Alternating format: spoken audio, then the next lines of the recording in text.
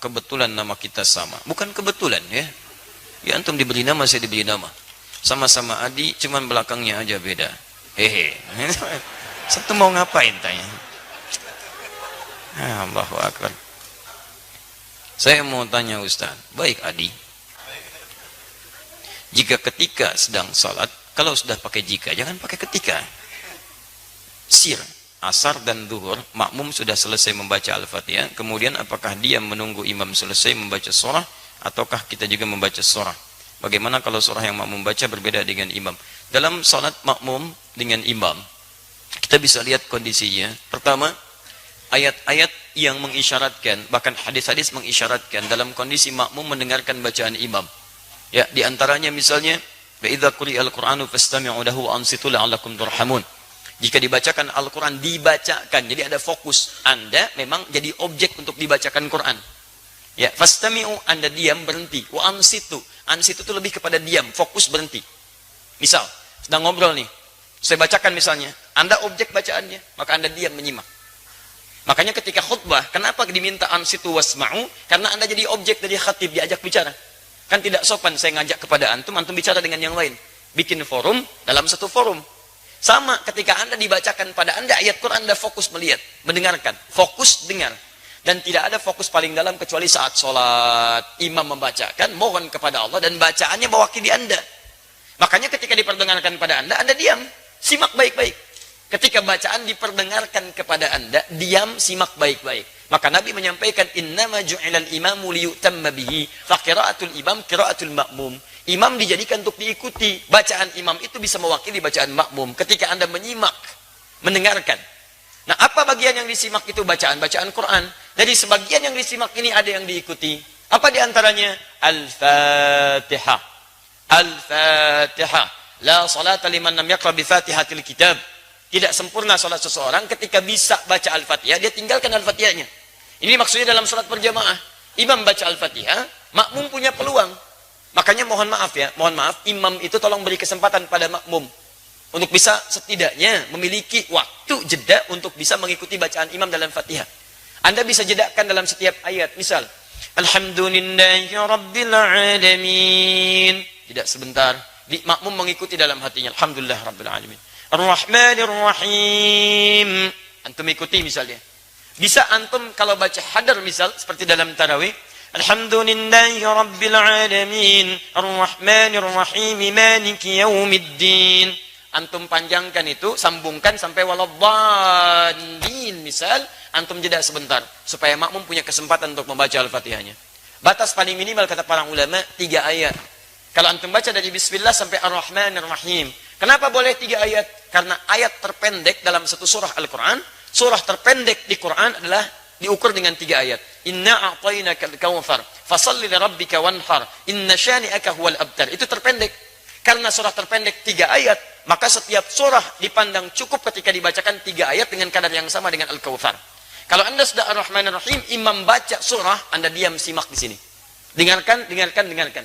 Itu yang dimaksudkan. Di Al-Fatihah diikuti, adapun surah setelahnya Anda dengarkan dan simak dengan baik. Paham sampai sini?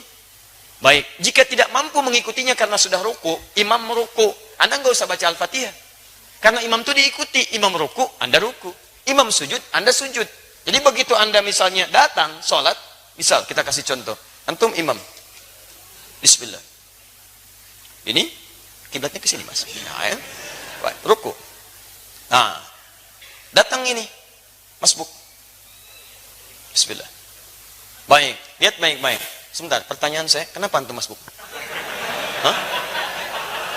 Orang lain bisa tepat waktu, antum masbuk, kenapa antum masbuk?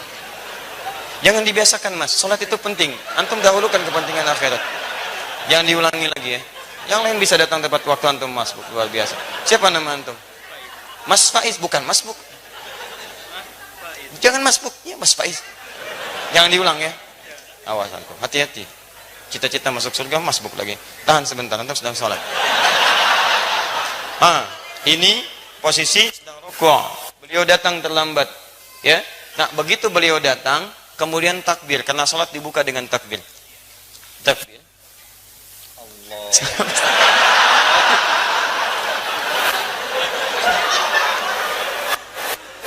Sabar ya. Kalau dari ruku i'tidal. Ya. Sami Allahu liman hamidah. Ya, sehat ya. Baik. Maju mas dikit. Nah, antum takbir, setelah antum takbir, antum langsung ruku. Ya, tidak perlu baca Al-Fatihah lagi. Jadi langsung diikuti. Jadi begitu takbir, Allahu Akbar, langsung turun ruku. Paham? Baik. Nah, jadi posisi semacam ini sudah dihitung 1 rakaat. 1 rakaat. 1 rakaat itu artinya ruku itu dari kata rakaat. Semua ulama sepakat kalau makmum sudah mendapati rukunya imam maka dihitung 1 rakaat. Karena ruku berasal dari rakaat. Dan ruku ini sudah bagus, teman-teman, naik sedikit. Nah, segini. Ukur segini ya. Dilurus sampai ke sini, sampai kalaupun disimpan bejana di atasnya, kemudian dituangkan air, itu tidak goyang. Ada airnya mas ya, hati-hati. Ya. Nah, antum boleh duduk. Tidak. Baik pemirsa, jadi contoh ruku semacam ini, ruku yang bagus. Hati-hati mas ya. Ah, sudah. Terima kasih. Nama siapa? Lukman. Lukman. Baik. Nama antum disebut di Quran surah keberapa? Sudah. Ya. Surah 31. Baik. Insyaallah antum malam ini akan mendapatkan hadiah khusus spesial buat Lukman.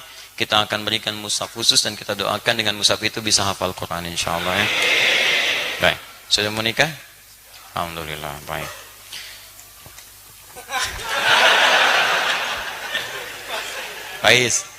Baik. Jangan masbuk lagi ya. Teruskan. Baik, jadi antum langsung ikuti, kemudian bacaan rukuknya ikuti itu. Sekarang persoalannya, bagaimana kalau sholat sir? Karena bacaan imam tidak diperdengarkan kepada antum. Maka disinilah ulama berpendapat, satu mengatakan cukupkan dengan Al-Fatihah. Karena yang dimintakan Al-Fatihahnya.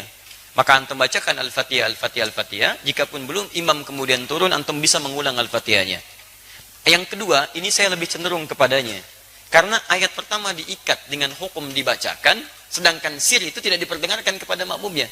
Maka dari itu setelah antum kemudian bacakan surah Al-Fatihah, antum bisa kemudian bacakan surah-surah yang sekiranya bisa menunggu imam sampai dengan dia ruku. Ustadz, bagaimana kalau bacaan makmum beda dengan imam? Tahu dari mana antum bisa sama dan beda? Kan imam nggak ngasih tahu karena nggak dibacakan kepada antum. Nggak bisa antum mau ruku, imam sama nggak bacaan? Ini sama antum sedang sholat.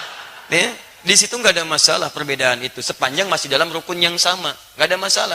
Sama dengan begini, antum mau turun sujud, imam pakai lutut, antum pakai telapak tangan, salah nggak? Tidak, karena posisinya sama-sama mau sujud dan diberikan kesempatan hal yang menggunakan perangkat bisa berbeda. Yang penting turun sujud. Jadi tidak harus imam pakai lutut, antum pakai lutut, tidak. Imam bisa pakai lutut, antum bisa pakai telapak tangan, bergantung pada kemudahan kita. Imam telapak tangan, antum pakai lutut. Yang salah imam pakai lutut, antum pakai kepala, itu yang salah. Jelas ya? Di dalam konteks ini, itu silahkan seperti tadi yang kami sampaikan. Man, sami Allahu liman hamidah.